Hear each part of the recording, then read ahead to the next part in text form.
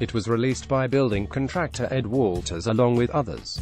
Of what looked like circular UFOs over Gulf Breeze, Florida. Mr. Walters claimed he snapped the pictures from his back garden before handing them to local media in the area, Pensacola News-Journal reports. It sparked a year-long skywatching campaign for further evidence by excited locals and visitors alike in what became known as the Gulf Breeze sightings. More than 30 years on, the subject still sparks debate about whether they were real or hoaxed. Mr. Walters claimed to take the pictures on November 11, 1987. George Williams is state section director of the Florida Mutual UFO Network (MUFON), a national organization which records and investigates UFO sightings. YouTuber Real or Hoax, one of the Gulf Breeze UFO images. Still get reports of interesting stuff in the area. And in 1987, you had hundreds of people besides Walters reporting sightings. It's always been an interesting area. George Williams of MUFON, he said, I really don't have a good opinion on whether they're faked or not. There was so much controversy about it, and MUFON went back and forth about it for years. He said the area had a lot of sightings though.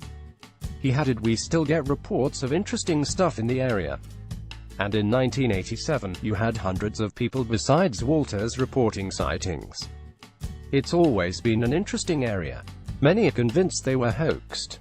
After Mr. Walters moved home in 1990, the new owner claimed to find a model of a flying saucer made of foam pie plates, cardboard, paper and tinted plastic gel, wrapped up in the loft. YouTuber Hoax. This image shows the model found in the loft compared to the images.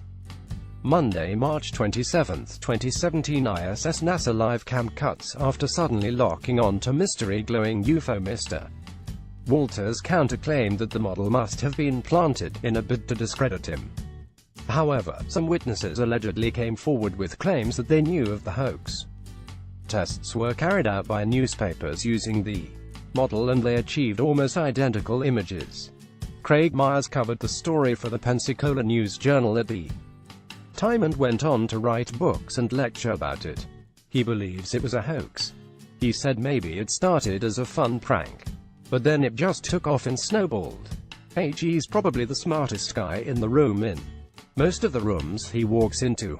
Mr. Walters has always insisted the pictures were real, and wrote his own book on the case, called Gulf Breeze Sightings. He has some supporters, including UFO researcher Bruce Maccabee. He said, I think they're real. I think the model is a hoax. Hoax squared. Mr. Maccabee said there were too many other witnesses who claimed to see UFOs in the Gulf Breeze area. He added, you had politicians reporting seeing objects.